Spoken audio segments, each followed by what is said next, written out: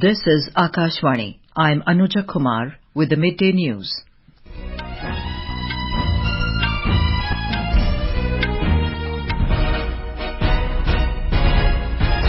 The headlines. Prime Minister Narendra Modi says Quad is poised to remain a long-term partnership and ready to collaborate with Indo-Pacific nations for mutual growth. India to host Quad Summit in 2025. New Delhi signs agreements on clean and fair economy under Indo-Pacific Economic Framework for prosperity. US returns nearly 300 artifacts smuggled out of India.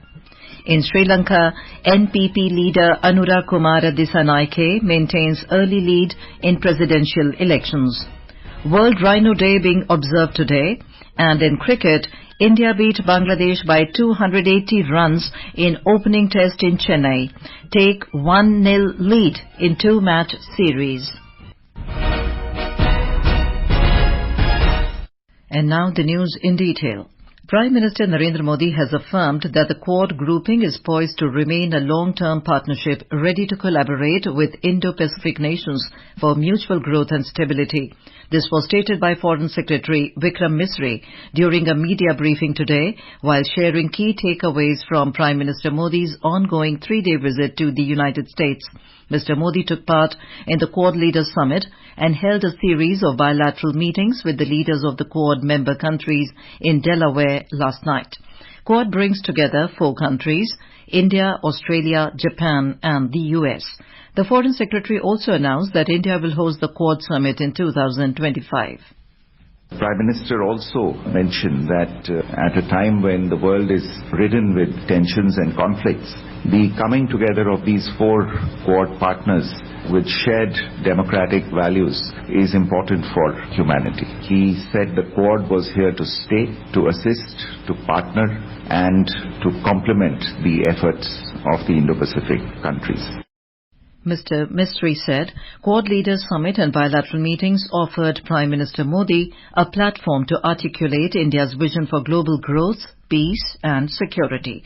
Mr. Misri said Prime Minister Modi expressed gratitude to the US President Joe Biden for hosting the Quad Leaders Summit and for his leadership in strengthening the group, highlighting the importance of the alliance in fostering global cooperation.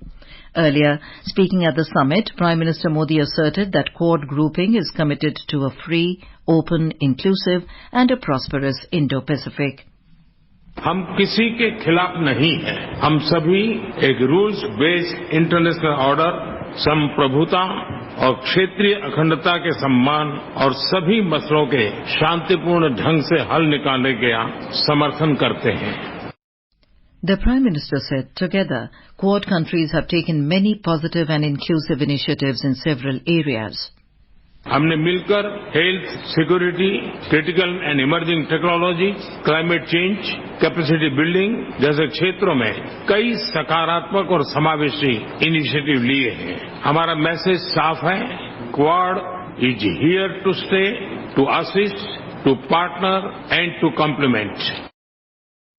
On the sidelines of the Quad Summit, Prime Minister Modi held bilateral talks with US President at Mr. Biden's residence in Delaware last night. During the meeting, the two leaders identified new pathways to further deepen India-US comprehensive global strategic partnership. In a social media post, Prime Minister Modi said the talks were extremely fruitful. President Biden in a social media post said the United States partnership with India is stronger, closer and more dynamic than any time in history. Talking to reporters, Foreign Secretary Vikram Misri also shared other details about Mr. Modi's discussions with Mr. Biden, including the United States' decision to return 297 stolen Indian artifacts. The United States, I would point to a very special feature of that bilateral meeting, which was the return of nearly 300 antiquities to India. So here we were talking not just about Vikas, but also about Virasat. Prime Minister Modi in a social media post thanked the US government and President Joe Biden for ensuring the return of these artifacts to India. Some of the antiquities were showcased to the two leaders on the sidelines of their bilateral meeting in a symbolic handing over.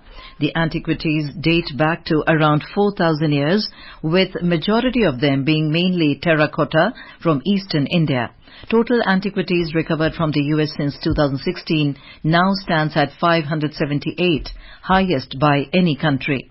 Mr. Modi also held talks with his Japan and Australian counterpart.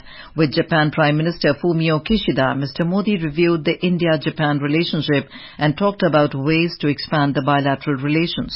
Mr. Modi and the Australian Prime Minister Anthony Albanese, during their meeting, reaffirmed their commitment to further deepen the comprehensive strategic partnership for mutual benefit. On the sidelines of the summit, Prime Minister Modi also announced that India will contribute 40 million vaccine doses for Indo-Pacific countries under Gavi, the Vaccine Alliance and Quad initiatives. Tonight, Prime Minister Modi will address a gathering of the Indian community in New York. He is also scheduled to meet with top executives of leading US-based companies to explore greater collaboration in emerging technologies such as artificial intelligence, quantum computing, and semiconductors. This is Akashvani giving you the news. For quick news updates round the clock, follow us on our X handle at AIR News Alerts. India has signed the first of its kind agreements focused on a clean economy, fair economy, and the overarching Indo-Pacific Economic Framework, IPEF. These agreements were exchanged under the Indo-Pacific Economic Framework for Prosperity yesterday in the presence of Prime Minister Narendra Modi at Delaware in US. The Agreement on Clean Economy intends to promote technical cooperation, workforce development, capacity building, and research collaborations. It will facilitate investments and project financing, including concessional financing, as well as joint collaborative projects with a particular emphasis on supporting micro, small, and medium enterprises. The Fair Economy Agreement seeks to create a more transparent and predictable trade and investment environment across the Indo-Pacific.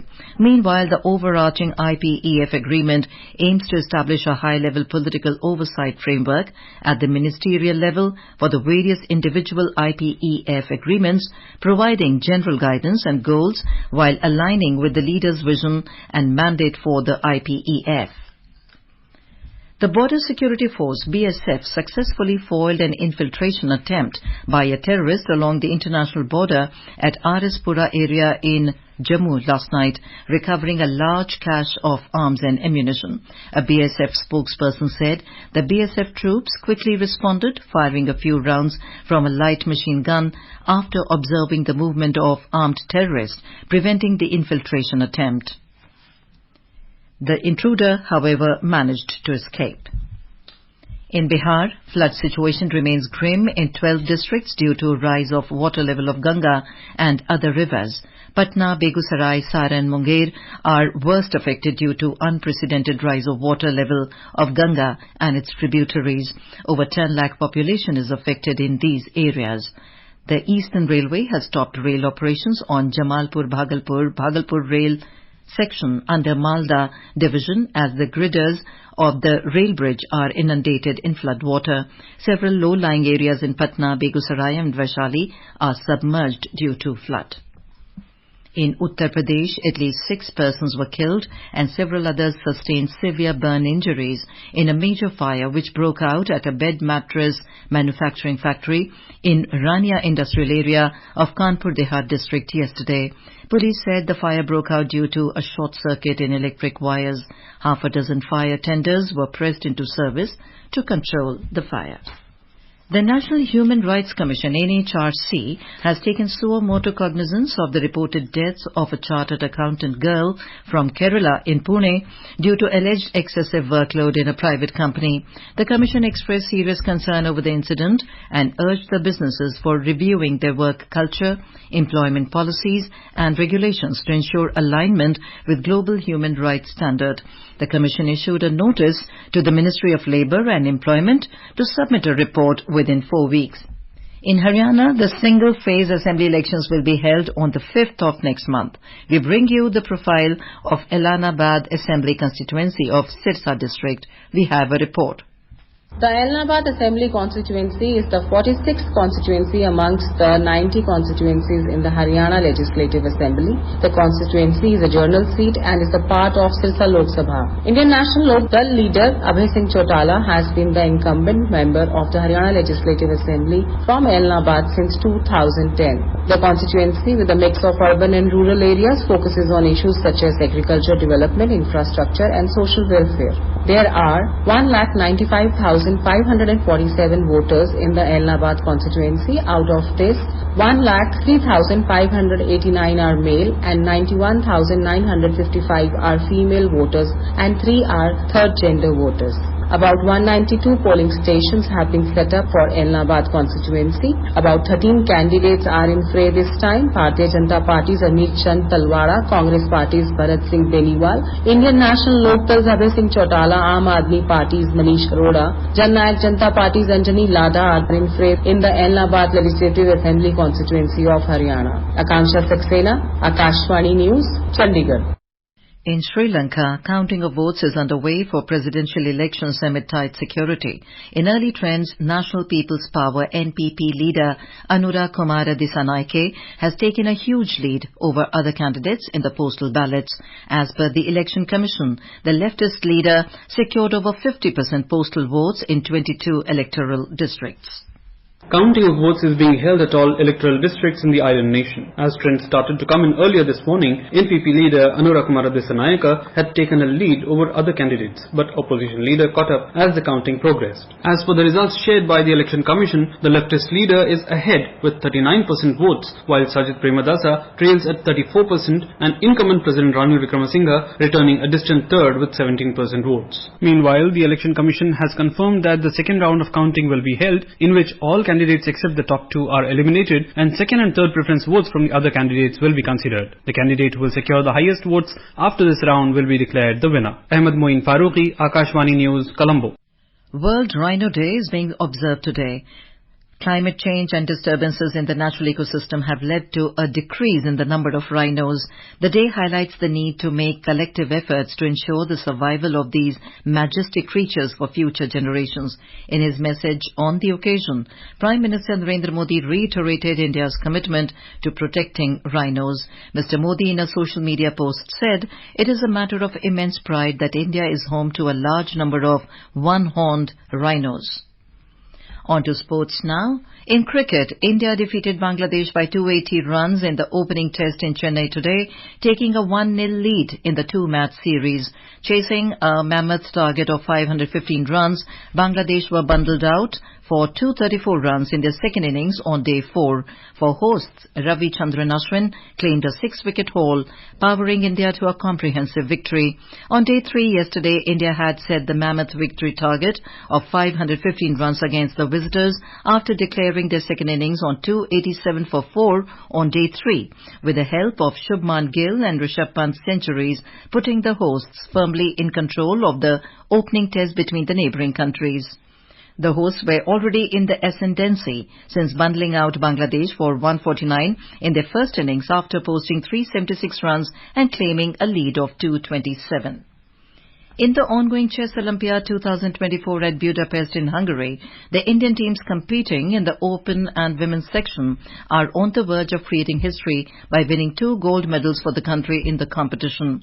India need only a draw to confirm the gold medal when they take on Slovenia in the final round of the competition today. And now, before we end the bulletin, the headlines once again. Prime Minister Narendra Modi says Quad is poised to remain a long-term partnership and ready to collaborate with Indo-Pacific nations for mutual growth. India to host Quad Summit in 2025. New Delhi signs agreements on clean and fair economy under Indo-Pacific Economic Framework for prosperity. U.S. returns nearly 300 artifacts smuggled out of India. In Sri Lanka, NPP leader Anura Kumara Dissanayake maintains early lead in presidential elections. World Rhino Day being observed today. And in cricket, India beat Bangladesh by 280 runs in opening test in Chennai. Take 1-0 lead in 2-match series. And with that, we end the midday news.